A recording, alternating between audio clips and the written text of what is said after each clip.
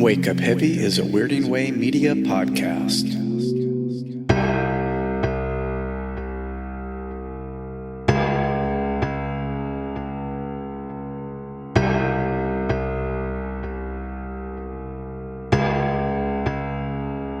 Welcome to Wake Up Heavy, the world's greatest horror movie podcast.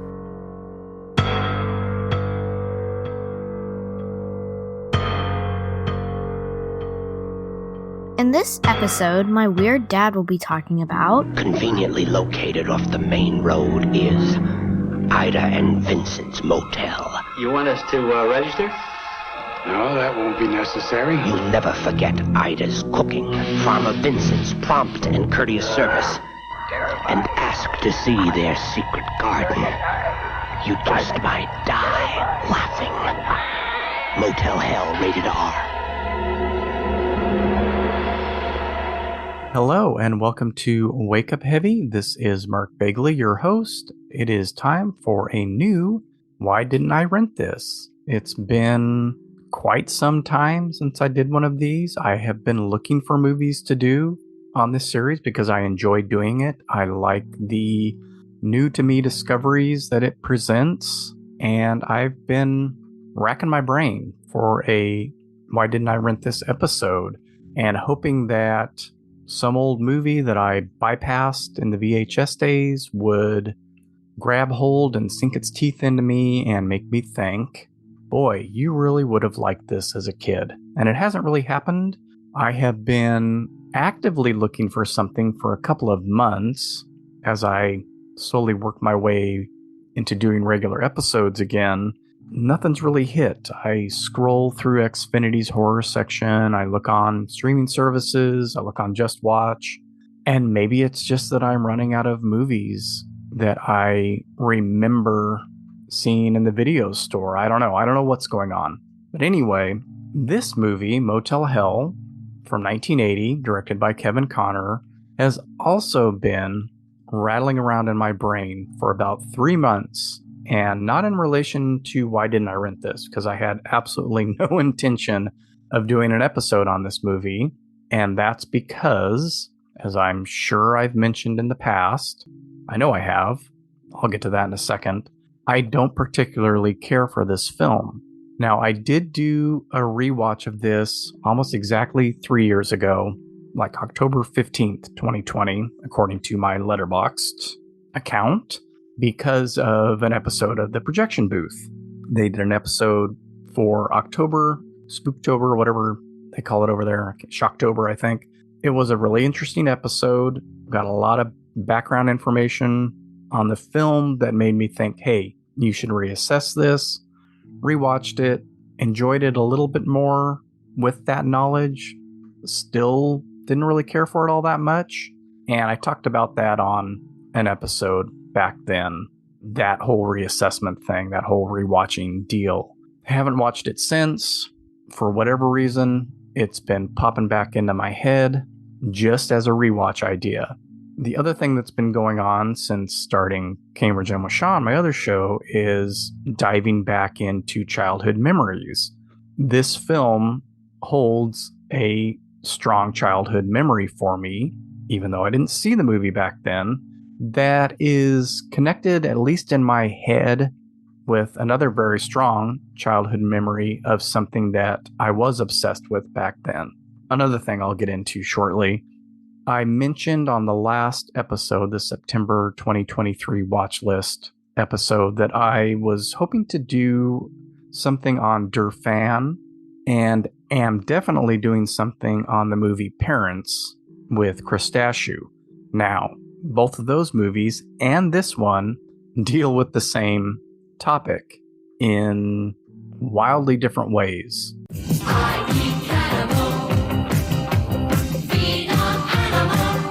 Der Fan is, by no stretch of the imagination, now that I'm saying that, it could be viewed as a very, very, very dark, black comedy in a way, but it's really not played for laughs. Parents, though, is definitely a black comedy, as is according to the director of Motel Hell. This one, done very differently, and in my head, one of them is way more successful at it than the other. Cannibalism. Ain't it funny? So I had that recognition pop into my head. What is it about cannibal movies that is making them bounce around in your head right now? And I don't have an answer for that. But as I mentioned, this has a very strong memory for me that is connected to another one that I think happened on the same day, but it's very possible that they didn't. The timeline of both of these kind of makes sense to me. So Motel Hell was released in 1980. Devo's Freedom of Choice album was also released in 1980.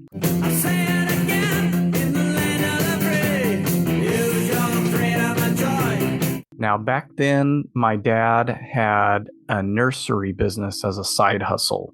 My sister and I and my mom were all roped in to helping with this.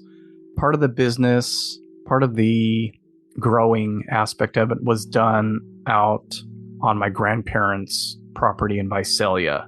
They had a couple acres of land, and so a lot of the plants were out there. We would go pretty much every weekend and weed the plants there. So on this particular day, I believe I was stung by a wasp. My grandma tended to it, put baking soda or whatever they used to do back then, and I got a little respite from working out in the nursery, and the TV was on. I remember seeing a clip of a Devo video, had no idea what the song was, or if it was even a song playing. I feel like it was a preview for a show saying, hey, this is what's coming up next. It was a really bizarre image of them, which I later found out was from the Freedom of Choice video, where they're in these weird costumes, these weird get-ups. And the only reason I knew it was Devo is because it was spelled out on these things that they were wearing. I was into Devo at that point, or getting into, or intrigued by them. I thought, oh, I need to stay in here and watch this. I need to see what this is. And in my brain, the next commercial was a TV spot from Motel Hell that absolutely freaked me out. I know that I didn't get to see the Devo video, so I don't know if I got sent back out to continue working or if my grandparents came in and changed the channel or what happened. It took me years to find out that that was the Freedom of Choice video. That's a story that'll end up on Cambridge and Michon at some point. I don't know if I ever saw another Motel Hell commercial or not, but I wanted nothing to do with that film after that. However, I don't think that's the reason I never rented this back then. Although, as I was preparing to do this, I figured that was why. But apparently, it wasn't released on VHS until 1986. By that time, I had been watching horror movies for at least 4 years pretty regularly. Not much freaked me out. Or there's not much I would shy away from renting, other than something like Texas Chainsaw Massacre or I Spit on Your Grave, or those things that looked too realistic. I think it's just something I probably missed as I was moving on to watching other stuff besides horror. I don't even really recall seeing this video in a video store. Never rented it. Finally watched it, I don't know how many years ago, 5 or 6 years ago. Did nothing for me. Rewatched it because of the projection booth. I hadn't really thought about it until recently. It's still not a movie that I particularly care for, which is odd for me to be talking about, because that's not really what I get into on Wake Up Heavy. It's usually stuff that I've loved since I was a kid, or for this series, it's things that I passed on, rediscovered, and really liked and think, oh, I would have liked this as a kid. I can't really say this about this movie, although who knows? Maybe I would have watched it back then and really liked it, and it would be one of those fond memories for me today of something weird whose tone was odd, because I do kind of like movies like that, like Dead and Buried. But I don't know. It's just, I feel like it's more akin to Return of the Living Dead or Texas Chainsaw Massacre 2, where that weird tone just doesn't quite work for me for whatever reason. However, a lot of what makes it strange to me, in not such a great way these days, is still what I find fascinating about it and what I want to get into on this episode. Apparently, this was originally going to be directed by Tobe Hooper, which makes a lot of sense. I think it shares a lot of similarities with Texas Chainsaw Massacre 2, which came quite a bit after this, as well as his film Eaten Alive, which came 4 years prior. Almost more with that movie, actually, because it takes place in a motel, has a strange proprietor who kills off the people that come to his motel. I want to say there's a weird kinky couple in both, but I may just be conflating the two. There definitely is in Motel Hell. And they both share a very strange feel that doesn't quite hit for me. The similarities for Texas Chainsaw Massacre are maybe a little bit more surface level. Of course, the cannibalism is one. There is a dueling chainsaw scene in both.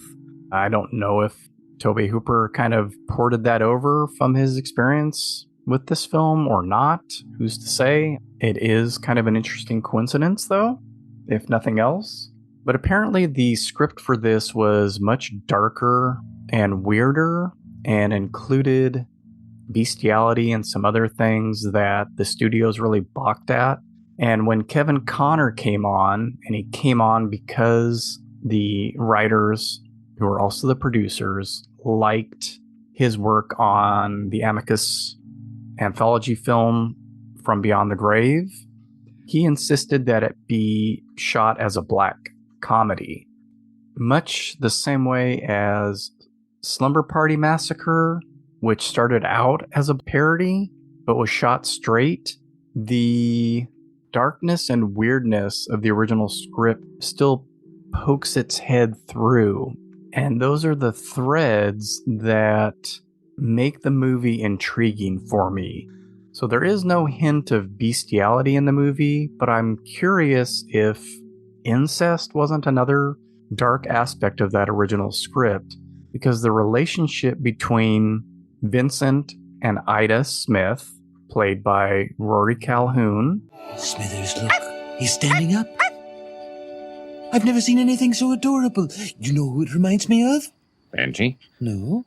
Lassie? No. A person. You know who I mean. Snoop Doggy Dogg? Bob Barker? David Brenner? No. The person who's always standing and walking. Rory Calhoun? That's it. And Nancy Parsons are supposed to be siblings, and they don't feel like siblings. Part of it is their age discrepancy, and although it's not mentioned in the film, Calhoun was in his late 50s, and I believe that Nancy Parsons was only in her late 30s. I mean, there are plenty of families that have children that far apart. My mom was in a family with 9 kids and was way younger. She was the youngest of the 9, so the oldest was, I'm assuming, right around that age difference from her. But they don't act like siblings. A lot of what Ida does is spawned by jealousy of this girl, Terry, who is captured during one of Vincent's expeditions out to find fodder for the meat that he makes, to put it mildly. And there's another brother, Bruce, played by Paul Link, who is probably closer in age to Nancy Parsons. But again, they just don't feel like a family. They don't feel like siblings to me. It's very strange, particularly because none of them look alike, which is fine. I mean, that's movies. You gotta suspend your disbelief for stuff like that. But if they didn't talk about being siblings, if they didn't talk about their childhood growing up, I would just think that these were people from the same town, that Vincent and Ida were father and daughter or something else other than siblings, that Bruce was completely unrelated to them. So that's one of the weird things that doesn't quite gel. You see, if it doesn't gel, it isn't aspic, and this ain't gelling. It reflects on maybe this was presented, these relationships were presented differently in this darker script. And as I've alluded to, the premise of the film is that Vincent and Ida run a motel in a remote area, but Vincent is also the proprietor of Farmer Vincent's smoked meats, which are apparently wildly popular, makes the motel a destination spot for people. And I think this is kind of a play on Farmer John, which I'm surprised they didn't get in trouble for. Of course, the motel is more a front for luring in unsuspecting tourists to become the source for his smoked meats, along with unfortunate tourists who end up being fodder for the mill, grist for the mill. Farmer Vincent regularly patrols the back roads near the motel to trap passers-by. And there are two particular groups of people, some punk rockers that include John Ratzenberger in an early role, not his earliest role. He had quite a few film roles under his belt. You bet it all. Cliff, why would you do something like that? It's because I knew that those people had never been in my kitchen. And some models who are going skiing somewhere, apparently. The punk rockers are run off the road with bear traps, and the models are waylaid by some cow cutouts that Farmer Vincent puts on the road. A lot of these are over elaborate things that he does to catch victims. And then one of them is the food inspector that stops by early in the film, who later discovers the secret garden that Farmer Vincent has. And that secret garden is the thing that freaked me out when I saw this commercial on TV. So as I was looking on YouTube for TV spots for the film, there were quite a few on there, and there was only one that really showed this scene of the garden and these bags. And under the bags are the heads of the victims. Just that visual alone really creeped me out, but it was the noises, the gurgling that they make that really put the whammy on me. And it's that stuff, all of the scenes in the garden still really creep me out. And it just makes me wish that they had leaned into the creepiness harder. There's one other thing that's pretty disturbing in the film, but other than that, it's not even that the scenes are really played for laughs. It's just, I think the director didn't trust that the humor could come out of the dark material, so it had to be lightened a bit. Much of that comes from Nancy Parsons as Ida, which I am fine with for the most part, because Calhoun is a lot more serious. He comes off as, I want to say stoic, but I don't think that's the word I'm searching for. A lot of it has to do with this strange morality that he has. Two of the early victims are Terry and Bo, who are traveling on a motorcycle that Vincent runs off the road. He takes Bo to the secret garden and buries him neck deep. They cut their vocal cords, that's the cause of the gurgling, and force feed these victims so that they fatten up for the smoking process. And instead of doing the same to Terry, he is smitten with her and takes her to the motel and nurses her back to health. So this weird relationship starts between them, even though she's way younger than him. And after an attempt by Ida to drown her, and Vincent saves her, she becomes smitten with him as well, tries to seduce him, and he says, no, we can't do that until we're married.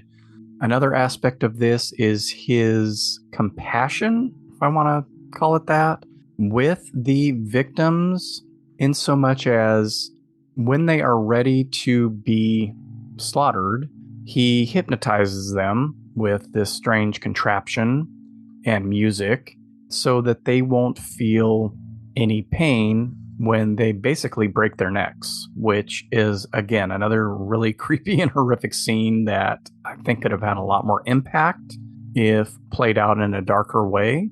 And along with his compassion as he prepares to slaughter these innocent people, he tells Ida that he's concerned about the karmic implications of what it is that they do.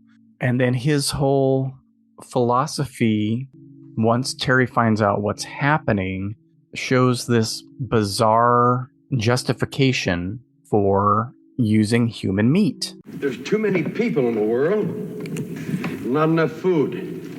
Now, this takes care of both problems at the same time. So along with the stuff in the secret garden, the other pretty disturbing aspect of the film is the smokehouse.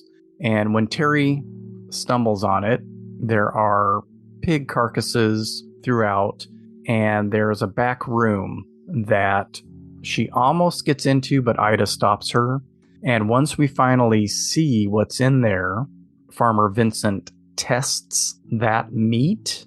It's pretty gnarly, which again makes me just wish that it had been played less for laughs, although that scene doesn't really play for laughs, and more for maybe nervous chuckles. I think the dark comedy can come out just from the absurdity of the act itself, which Parents does a better job of, instead of putting too fine a point on it. I mentioned the punk rockers and John Ratzenberger. For some reason, the lead, I think the band is called Ivan and the Terribles. The lead, or the driver of the van, who I'm assuming is Ivan, is wearing this awful fake beard that looks like community theater costume beard for some reason. And I don't know if it's because he's supposed to look like Ivan the Terrible or something like that. Or maybe the guy was embarrassed to be in the movie and he wanted to disguise himself. I don't know, but it's absolutely ridiculous. And John Ratzenberger has no lines in the film. He's smoking a joint in the van at some point, and by the time he's captured, the rest of his dialogue is all gurgling. So during the film, Bruce, the younger brother of these two, who is the sheriff of the nearby town, becomes smitten with Terry as well. He takes her on a date to watch a movie at the drive-in from a distance with binoculars, and is surprised to find out that Terry and Vincent are going to get married, and tries to stop it. He thinks that Vincent has her there against her will, which she denies. He tells her that Vincent has syphilis of the brain, which I think he's just saying, but kind of makes sense when you think about the things that Vincent is doing. And this leads to the now famous or infamous chainsaw duel at the end, with Farmer Vincent wearing a pig mask and fighting in the smokehouse. This was made famous on an old issue of Fangoria, that picture of Farmer Vincent in that getup with the huge chainsaw. The chainsaw duel is done fairly decently.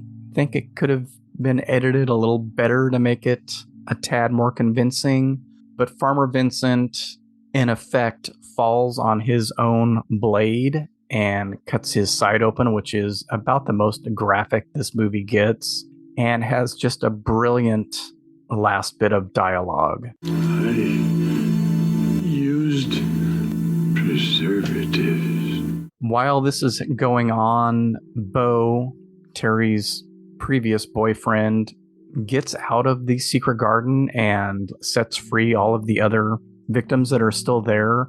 They attack Ida, who ends up buried head first in the garden, which Terry and Bruce discover at the end of the film.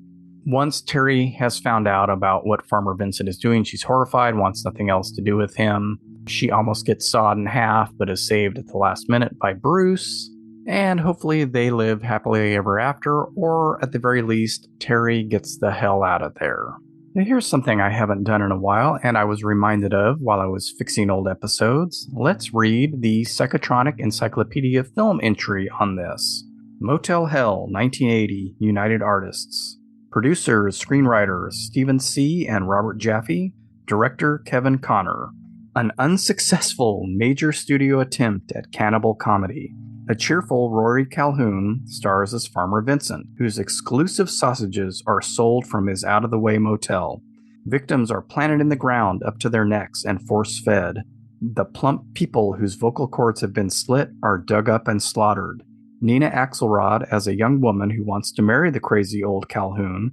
Playboy centerfold Roseanne Caton and a group of ridiculous punk rockers don't help much.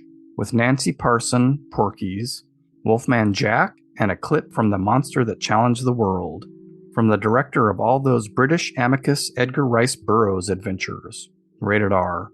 And it's Nancy Parsons, most well known for her role in Porky's. Yay, Bob Clark. And I gotta kind of agree with this, although I do think it's a pretty interesting watch and would recommend it. I've already mentioned Eaten Alive and Texas Chainsaw Massacre 2 as similar films in a way. I would also include American Gothic, which I believe I considered as a Why Didn't I Rent This a while back. Although there isn't cannibalism, it's another one of those stranded tourist type of films. And strangely enough, Eaten Alive stars Carolyn Jones, aka Morticia Adams, and American Gothic stars Yvonne DiCarlo, aka Lily Munster. The other thing that this reminds me of is Tourist Trap. You're so pretty. With the out-of-the-way locale, and this was shot in Southern California, I think as you go inland a bit, and Tourist Trap has that same topography as this does. And we all know how I feel about Tourist Trap. And then for cannibal comedies, we also have Microwave Massacre, Eating Raoul, Blood Diner, Spider Baby, Delicatessen, something that we watched as a family together recently, and Parents, which I keep mentioning. I would also include Deranged in that, even though the cannibalism in that is more implied than specific. But if you want to get your chuckles while watching people get eaten, there you go. You've got a whole 24-hour marathon, probably. That does it for Volume 5, Episode 1 of Why Didn't I Rent This on Motel Hell. We may just end up with a string of cannibal-related movies here with Durfan and Parents, hopefully coming up soon. So, just in time for Thanksgiving, I guess, and you can ponder what's on your plate. All right, thank you so much for listening. Be safe, be smart, watch good movies, and don't forget, anything can happen when you wake up heavy.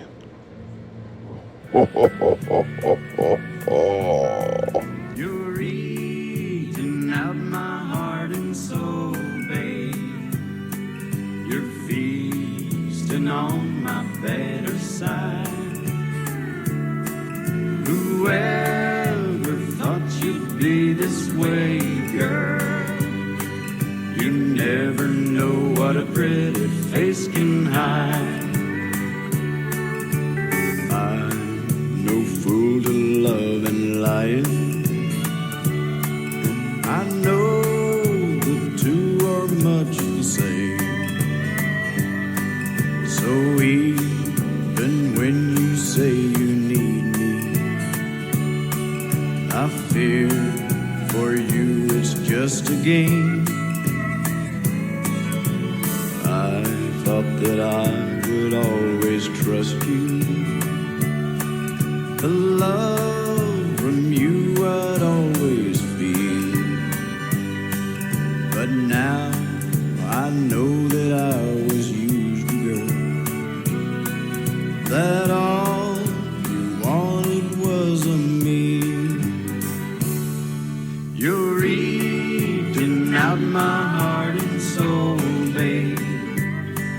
You're feasting on my bed